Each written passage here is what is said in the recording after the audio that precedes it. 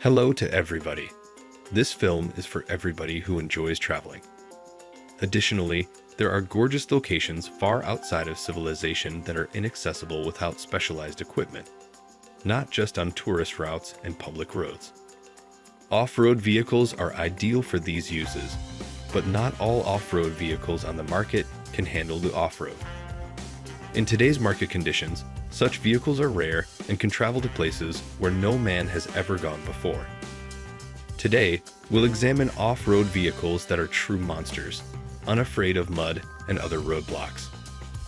We consider the overall technical reliability of the design in addition to the car's ability to pass muster when determining the rating. In 1989, the fabled 8th body Land Cruiser SUV made its public debut. The following year, serial manufacture of the vehicle began. The 80th series is thought to mark the beginning of the model's modern history. The vehicle had a minor upgrade in 1994.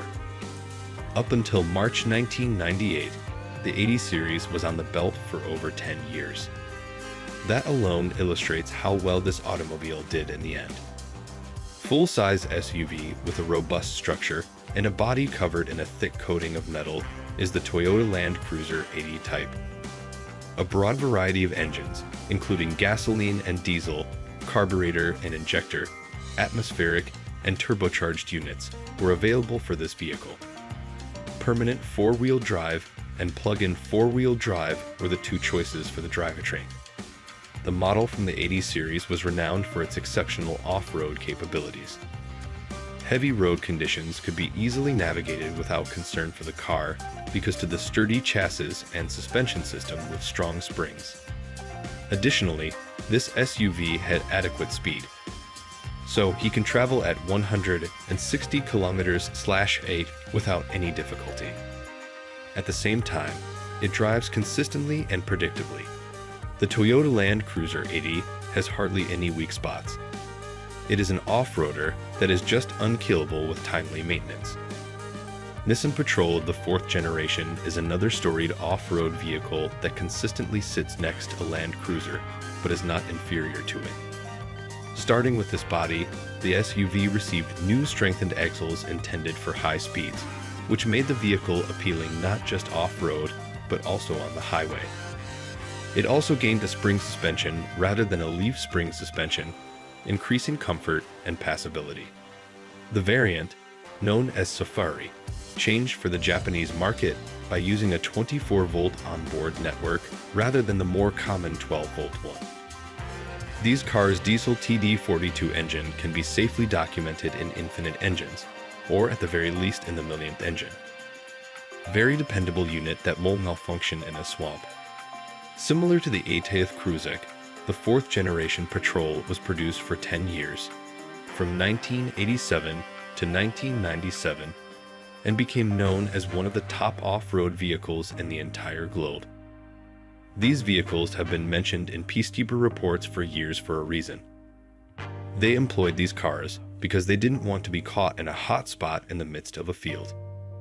These SUVs also performed flawlessly in tests conducted in the Arabian desert in 50-degree heat, which explains why they are so well-liked among the Arabian Emirates.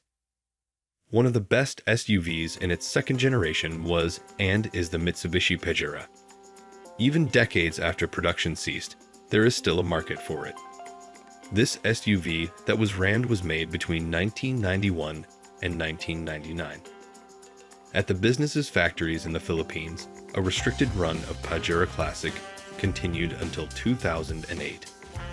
The vehicle had the renowned Super Select transmission, which, in combination with the inter-axle differential and certain cars with conventional, firmly coupled all-wheel drive, allowed for all-wheel drive operation on dry pavement.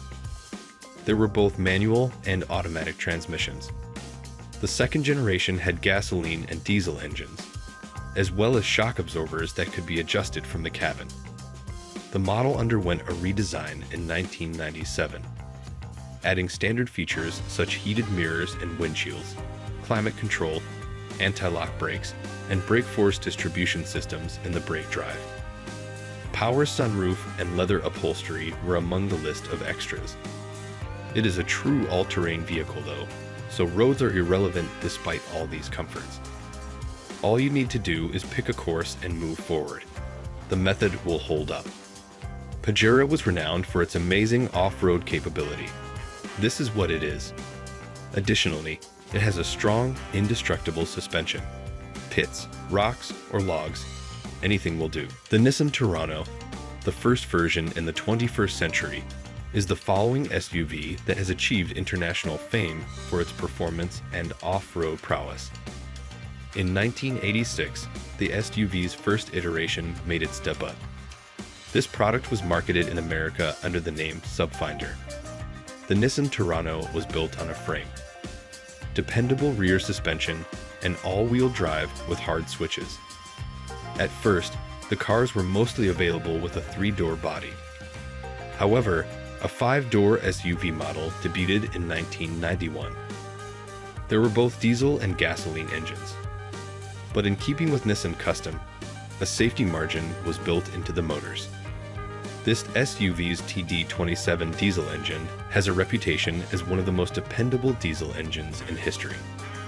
The Nissan Toronto's second generation, which went into production in 1996, already differed significantly from the first, and not for the better. The second generation SUV's design underwent a significant transformation. Instead of a frame, it now had a load-bearing body, which had a negative impact on its passability. Wrangler Jeep high-capability cross-country vehicle made by American manufacturer Chrysler.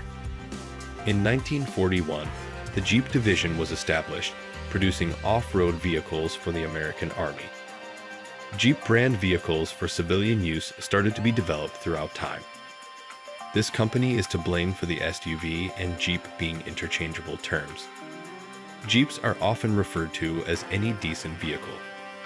There have been various models of the Wrangler since it first came out in 1987. Every year saw the addition of additional systems and improvements to the design. For instance, the anti-lock brake system was finalized as an option in 1993. The first automatic transmission was made available in 1994. Fully galvanized body and frame were only utilized in 1995. The ride smoothness and handling were enhanced when spring suspension replaced leaf spring suspension in 1996. The Jeep Wrangler has devices including electronic stability control, 4-channel anti-lock brakes, electronic rollover avoidance, and overturning to increase safety. There were side airbags in the seat. For both the driver and passenger in a frontal accident, Jeep obtained above 5-star safety ratings in the Wrangler from 2007 to 2010. That concludes today. We appreciate your interest. If you found it interesting, kindly support the video by giving it likes. Regards, and thanks for subscribing.